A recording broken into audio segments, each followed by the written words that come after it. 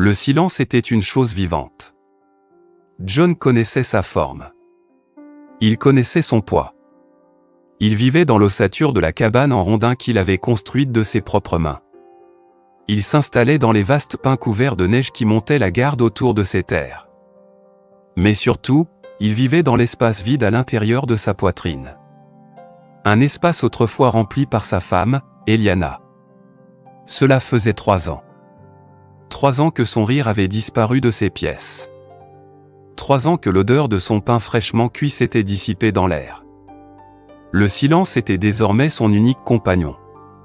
C'était souvent trop lourd à supporter. John avait 72 ans. Son visage était une carte de soleil et de vent. Ses mains étaient noueuses mais fortes.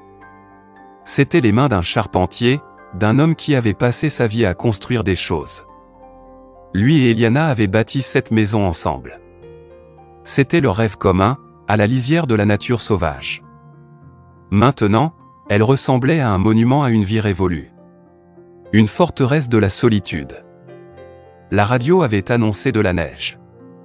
Ce mot n'était pas assez grand. Le ciel n'apportait pas seulement de la neige. Il apportait une furie blanche. Cela commença par un doux murmure. Quelques flocons dansaient dans le vent. Puis le ciel prit une teinte de gris sombre et meurtri.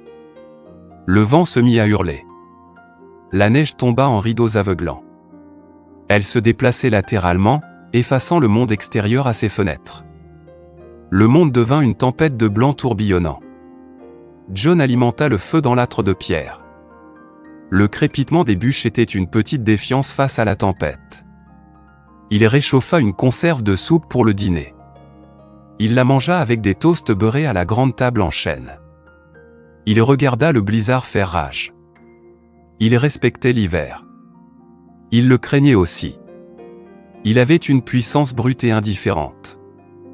Il pouvait mettre fin à une vie aussi facilement qu'il pouvait ensevelir une clôture. Il était à l'évier, rinçant son bol. Un scintillement de mouvement attira son œil. C'était près des marches du porche. Il essuya la buée de la fenêtre et plissa les yeux. À travers le rideau de neige, il vit une forme. C'était une petite boule de fourrure recroquevillée. Elle était pressée contre les fondations de la maison. Elle semblait essayer de voler la chaleur des pierres. Sa première pensée fut pour un chien errant. Ou peut-être un chat de la grange d'un voisin.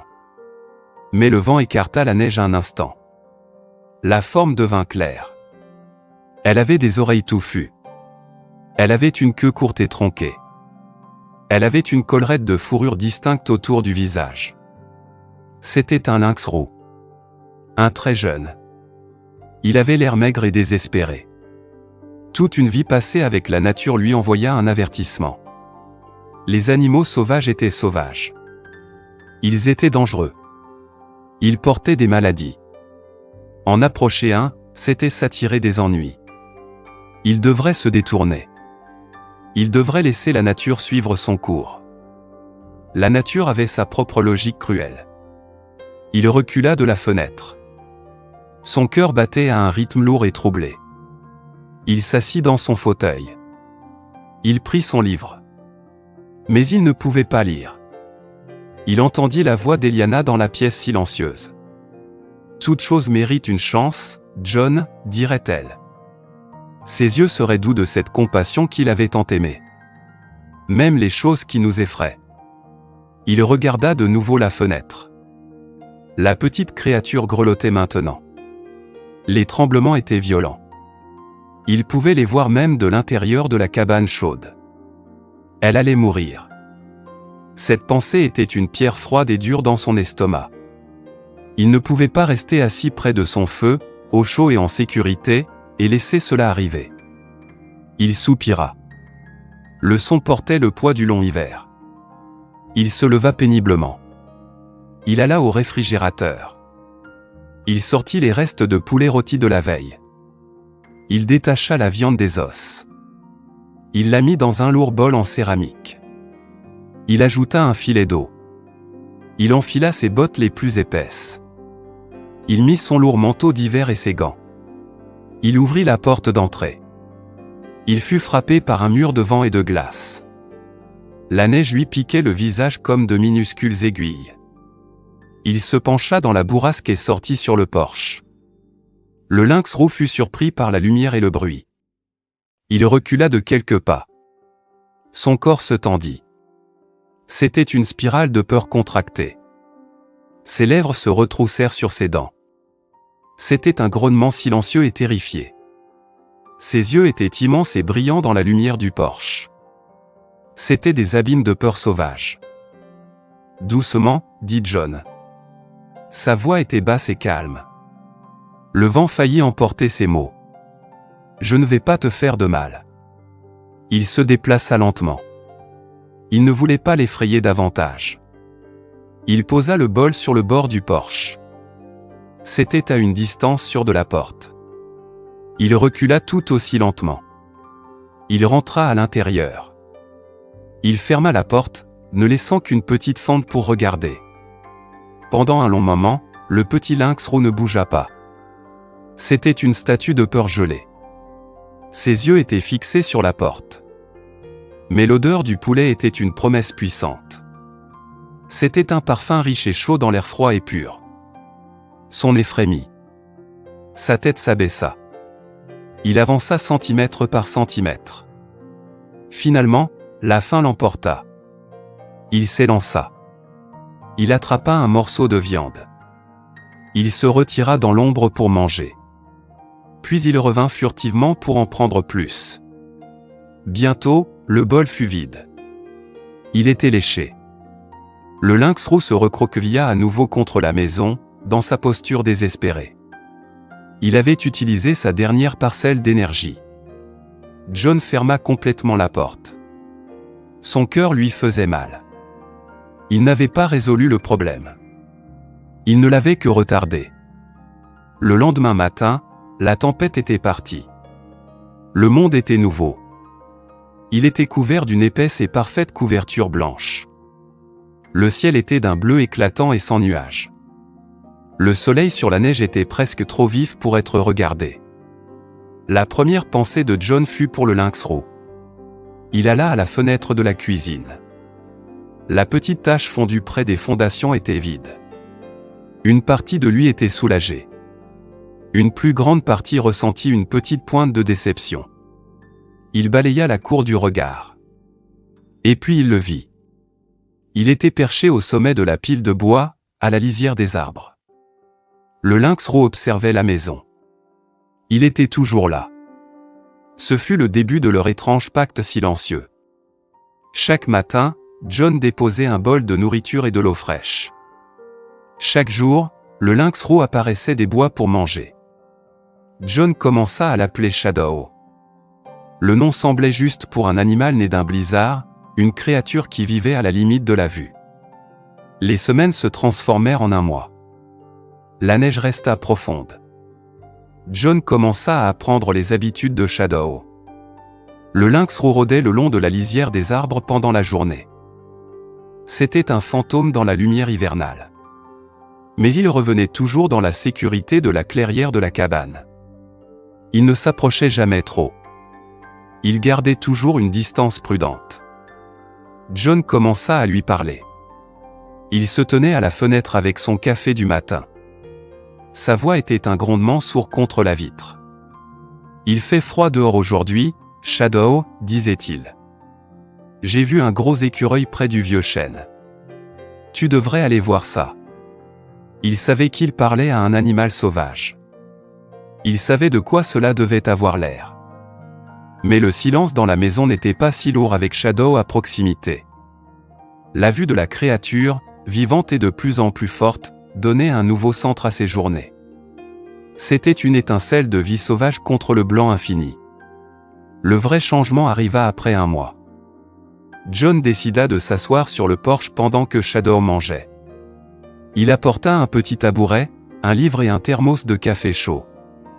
Il s'assit près de la porte. Il ne fit aucun mouvement brusque.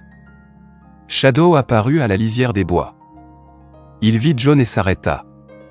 Il resta là pendant une longue minute tendue. Ses yeux allaient de John au bol de nourriture et vice-versa. La peur et la faim se livraient une guerre en lui. La faim l'emporta. Il mangea rapidement. Son corps était enroulé comme un ressort, prêt à fuir. Mais il mangea. Et quand il eut fini, il ne retourna pas en courant dans les bois. Il alla à la pile de bois. Il s'assit et commença à nettoyer sa fourrure. Il s'arrêtait pour regarder l'homme immobile sur le porche. C'était un petit geste. C'était un signe silencieux d'acceptation. Cela fit gonfler le cœur de John d'une joie qu'il n'avait pas ressentie depuis des années. Ceci devint leur nouvelle routine. John s'asseyait dehors. Il lisait son livre ou regardait simplement les arbres. Shadow mangeait. Puis il s'attardait. L'espace entre eux se réduisait de jour en jour. John apprit à lire le mouvement des oreilles de Shadow. Il apprit le faible son rauque que faisait le lynx roux. C'était un bruit entre un ronronnement et une toux. John décida que cela signifiait qu'il était content. Il n'essaya jamais de le toucher. Il savait que c'était une ligne à ne pas franchir. Shadow n'était pas un animal de compagnie. C'était un partenariat. C'était un accord tacite entre deux êtres solitaires. Le printemps arriva. La neige fondit. Les rivières gonflèrent. La vallée fleurit d'herbes vertes et de fleurs sauvages. John s'attendait à ce que Shadow parte. Il s'attendait à ce qu'il retourne dans la nature profonde. Mais Shadow resta. La pile de bois était toujours son trône. Le porche était toujours sa salle à manger. Il avait grandi. Sa silhouette maigre était maintenant remplie de muscles fins. Son pelage était épais et magnifique. C'était un animal splendide. Et il était devenu protecteur. Le premier signe fut avec le facteur, Tom. Tom était un jeune homme joyeux. Son camion remonta la longue allée de gravier. Shadow dormait sur un coin ensoleillé de la rampe du porche. Il se dressa sur ses pattes. Son corps se raidit. Ses oreilles se plaquèrent contre sa tête. Tom sortit de son camion. Il se dirigea vers la boîte aux lettres sur le porche. Shadow laissa échapper un son que John n'avait jamais entendu auparavant. C'était un sifflement bas et guttural. On aurait dit de l'air s'échappant d'un pneu crevé. C'était vif et plein d'avertissement. Tom se figea. « Oh là, John !» cria-t-il. Son rire était nerveux. « Vous vous êtes procuré un nouveau système de sécurité ?» John vint à la porte. « Tout va bien, Shadow. Calme-toi. » Il parla calmement. Mais il regardait le lynx roux. Une nouvelle compréhension se faisait jour. Shadow gardait la maison. Sa maison. Le comportement s'accentua. Le livreur d'UPS, le livreur de propane, tout visiteur était accueilli par la même démonstration. Shadow se plaçait près de la porte d'entrée. Ses yeux jaunes flamboyaient. Il sifflait sur quiconque s'approchait de trop près. Il devint une histoire locale. Le récit du vieux John et de son lynx roux garde du corps se répandit dans la petite communauté. La plupart des gens pensaient que c'était une histoire charmante et excentrique. Mais pas tout le monde. Monsieur Henderson vivait à un demi-kilomètre sur la route. C'était un comptable à la retraite. Il aimait les pelouses bien entretenues et les règles bien ordonnées. Un prédateur sauvage vivant sur le porche de son voisin ne cadrait pas avec son monde ordonné. Un après-midi, John était dans son atelier. Il ponçait un morceau de bois. Il vit la berline impeccable de Henderson s'engager dans son allée. John soupira. Il savait que cela allait arriver. Henderson sortit de sa voiture. Il s'arrêta net. Ses yeux se fixèrent sur Shadow, qui était assis comme une statue sur la marche supérieure. Le sifflement fut fort et immédiat. « John !» La voix de Henderson était tendue. « Vous devez maîtriser cette chose. » John s'essuya les mains sur un chiffon et sortit. « Il ne fait de mal à personne, Henderson. »« Il ne fait de mal à personne pour l'instant, » rétorqua Henderson. Il fit un pas nerveux en arrière alors que Shadow déplaçait son poids. « C'est un animal sauvage. Un prédateur. Que arrivera-t-il quand il décidera que le caniche de ma femme ressemble à un déjeuner? Et les enfants qui font du vélo sur cette route? Ils ne quittent pas ma propriété, dit John. Vous le savez. Je sais que c'est une menace. J'ai lu des choses à leur sujet. Ils transportent des maladies. La rage. Vous mettez tout le voisinage en danger en apprivoisant cette bête. Le mot « apprivoiser » dérangea John. Je ne l'apprivoise pas. Je coexiste, dit-il. Sa voix se durcit. Je l'ai aidé à survivre à un hiver qui l'aurait tué. Maintenant, il reste. C'est aussi simple que ça. Ce n'est pas simple du tout. Le visage de Henderson devenait rouge. Je vous le dis, John, vous devez appeler le service de la faune. Faites-le piéger et déplacer. C'est la chose responsable à faire. Sortez de ma propriété, Henderson, dit John. Sa voix était calme. Mais elle contenait plus de menaces que le sifflement de Shadow. Henderson bafouilla. Il fit demi-tour et retourna à sa voiture. « Vous n'avez pas fini d'entendre parler de moi » cria-t-il. Il partit dans un nuage de poussière et de gravier. Les mains de John tremblaient. Il regarda Shadow. Le lynx roux s'était un peu détendu maintenant que la voiture était partie. Ses yeux la suivaient encore sur la route. John s'assit sur la marche à quelques pas de lui. Le lynx roux le regarda. Pour la première fois, John vit quelque chose de plus que de l'instinct dans ses yeux jaunes. C'était comme une compréhension partagée. Ils étaient tous deux les défenseurs de ce petit coin de monde. 2 semaines plus tard, un camion vert remonta l'allée. Il portait le logo du département de la pêche, de la faune et des parcs du Montana. L'estomac de John se serra en un œuf froid. Henderson avait tenu parole. Une femme en uniforme impeccable en sortit. Elle était jeune. Elle avait un visage aimable mais des yeux sérieux. Son badge nominatif indiquait « Agent Davis ». Shadow fut instantanément sur le qui-vive. Ses sifflements étaient vifs dans l'air calme de l'après-midi. « John Peterson » demanda-t-elle. Elle s'arrêta à une distance de sécurité. « C'est moi » dit John. « Je suis l'agent Davis. Nous avons reçu une plainte d'un voisin. Concernant un lynx roux que vous hébergez. »« Je ne l'héberge pas » dit John. Il sortit sur le porche. Il se plaça entre l'agent et Shadow. « Il vit ici. »« Monsieur, je comprends que vous ressentiez un lien avec l'animal, » dit-elle. Son ton était professionnel mais pas méchant. « Mais c'est contraire à la réglementation. C'est aussi dangereux. Quand un prédateur sauvage s'habitue aux gens, ça ne se termine jamais bien. Ni pour l'animal, ni pour les gens. »« Il n'est pas dangereux, » insista John. Il sentit une vague de désespoir. Il est juste protecteur. Il n'a jamais fait de mal à personne. La plainte dit qu'il se comporte de manière agressive envers les visiteurs, dit-elle. Elle désigna le chat qui sifflait. Il siffle. Il n'attaque pas. C'est un avertissement. Il garde sa maison. L'agent Davis regarda par-dessus son épaule.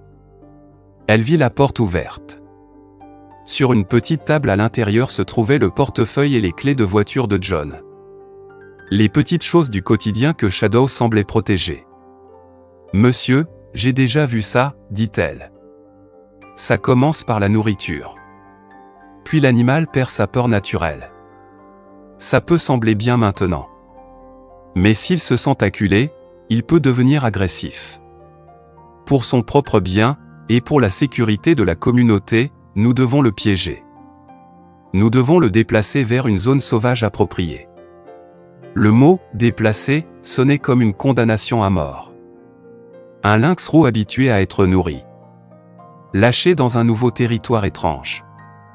Il ne survivrait pas. La nature l'avait presque tué une fois. John ne laisserait pas cela se reproduire. « Non, » dit John. Sa voix se brisa. « Vous ne pouvez pas. Il me fait confiance.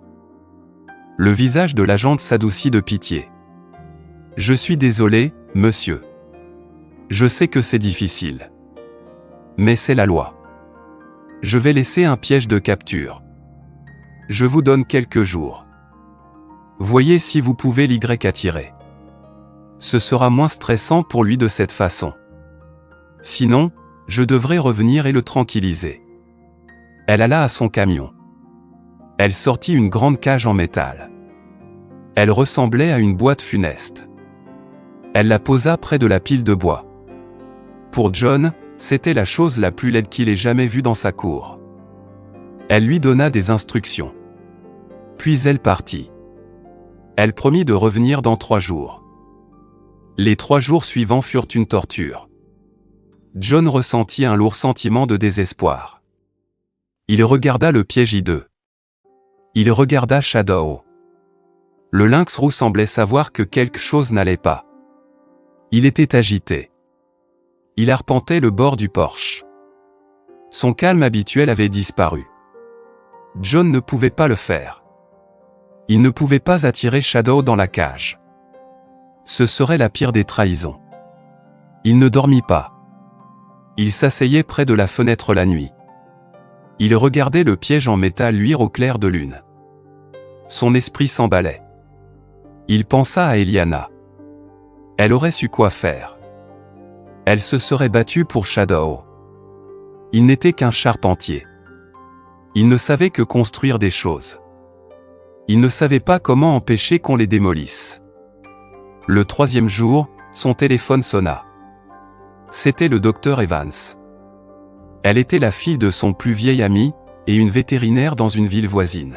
« Salut, John, dit-elle. Sa voix était chaleureuse. J'ai entendu dire que vous aviez des problèmes avec le service de la faune à propos de votre ami à fourrure. La voix de John se brisa en expliquant. Il lui parla du piège. Il lui parla du délai de 3 jours. Il devait expirer cet après-midi même. D'accord, ne paniquez pas, dit-elle calmement. Ne faites rien. À quelle heure vient-elle? Vers 2 heures, dit-il. J'arrive. Le docteur Evans arriva un peu après 1 heure. Shadow l'accueillit avec son sifflement habituel. Elle se contenta d'un sourire triste. Elle monta sur le porche et serra fermement John dans ses bras. « Laisse-moi parler, dit-elle. » À 2 heures, le camion de l'agent Davis arriva. Le docteur Evans était là pour l'accueillir. John se tenait derrière elle sur le porche. Son cœur était un marteau contre ses côtes. Shadow se tenait à côté de lui, un grondement sourd dans sa poitrine. « Agent Davis, dit le docteur Evans. » Elle lui tendit la main. « Je suis le docteur Sarah Evans. Je suis vétérinaire et une amie de John. Je pense qu'il y a eu un malentendu. » L'agent Davis fut surprise, mais elle serra la main offerte. « Docteur Evans. Je suis juste ici pour donner suite à l'ordre de déplacement. » Un ordre basé sur la plainte d'un seul voisin, n'est-ce pas? Demanda Sarah. Un voisin avec un historique de plainte pour tout, des chiens qui aboient à l'herbe trop haute? L'agent Davis haussa les sourcils. J'observe cet animal depuis des mois lors de mes visites, continua Sarah. Sa voix était posée et professionnelle. Il n'est pas une nuisance. C'est un animal territorial. Il a formé un lien unique et non domestique avec une seule personne dans un lieu isolé. Il est en bonne santé. Il ne montre aucun signe de maladie. Il ne quitte pas la propriété. Son comportement agressif n'est que du son. C'est un exemple classique d'un animal sauvage établissant un territoire sur qui se trouve inclure la maison d'une personne. Elle se tourna vers John. « John, pourquoi n'iriez-vous pas vous asseoir dans votre fauteuil ?» John fit ce qu'elle demandait. Il déplaça son vieux fauteuil à bascule au milieu du porche. Il s'assit. Ses mains étaient jointes fermement. « Maintenant, parlez-lui, » dit doucement Sarah. John regarda Shadow. Le lynx roux était toujours tendu. « Salut, mon pote, » dit John. Sa voix était épaisse d'émotion. C'est bon. Tout va bien se passer. Pendant qu'il parlait, quelque chose d'étonnant se produisit. Le corps entier de Shadow changea. Le grondement s'estompa. Ses oreilles, qui avaient été plaquées en arrière, se détendirent. Il se dirigea vers le fauteuil de John. Il le contourna une fois. Puis il se coucha à côté. Il rentra ses pattes sous sa poitrine. Il laissa échapper un son rauque et doux. Il posa sa tête sur le bois du fauteuil à bascule. Ses yeux jaunes étaient fixés sur John. Il ignorait complètement les deux femmes. L'agent Davis regardait, bouche bée. Elle avait vu la peur chez les animaux. Elle avait vu l'agressivité. Mais ce lien calme et confiant était autre chose. Elle ne voyait pas un prédateur dangereux. Elle voyait un animal qui avait trouvé son refuge. Son encre était ce vieil homme tranquille. Sarah vit sa chance. Le déplacer maintenant serait une condamnation à mort, dit-elle doucement. Vous le savez. Il a survécu à l'hiver. Il a établi ce territoire. Ce n'est pas un animal à problème. C'est juste Shadow. L'agente Davis resta silencieuse un long moment. Elle regarda la scène paisible sur le porche, puis le piège en métal hideux. C'était une femme de règle. Mais c'était aussi une femme de la nature. Elle en comprenait les voies. Finalement, elle laissa échapper un long soupir. La plainte officielle exige une réponse officielle, dit-elle lentement. Elle se dirigea vers le piège. Elle le ramassa. Elle le ramena à son camion. La porte en métal claqua en se fermant. C'était un son magnifique. Elle se retourna. Un petit sourire fatigué était sur son visage. Mon rapport officiel indiquera que j'ai évalué la situation. Je déterminerai que l'animal ne représente aucune menace immédiate. Je recommanderai une période d'observation. Et je noterai que le propriétaire travaille avec une vétérinaire pour assurer une coexistence responsable. Elle regarda Sarah, qui hocha la tête avec gratitude. Mais si je reçois un autre appel, John, ajouta-t-elle. Un seul incident. J'aurai les mains liées. Vous n'en recevrez pas, dit John. Sa voix était remplie d'un soulagement profond et puissant. Je vous le promets. Merci. L'agente Davis fit un bref signe de tête et partit. Quand le camion fut parti, Sarah posa une main sur l'épaule de John. John leva la main et serra la sienne. Il ne pouvait pas parler. Il baissa les yeux vers Shadow. Le lynx roux cligna lentement des yeux vers lui. C'était une confirmation silencieuse de leur victoire. À partir de ce jour, la légende de Shadow grandit. L'histoire de la façon dont John et la vétérinaire avaient tenu tête à la loi se répandit dans la vallée. Les gens ne voyaient plus Shadow comme une menace. Ils le voyaient comme un symbole de loyauté. Un symbole des étranges amitiés que la nature pouvait offrir. Monsieur Henderson se fit discret. Il lançait toujours des regards désapprobateurs sur la route, mais il ne déposa plus jamais de plainte. Les visiteurs apprirent le protocole Shadow. Ils attendaient dans leur voiture. John sortait sur le porche. Shadow sifflait son salut familier.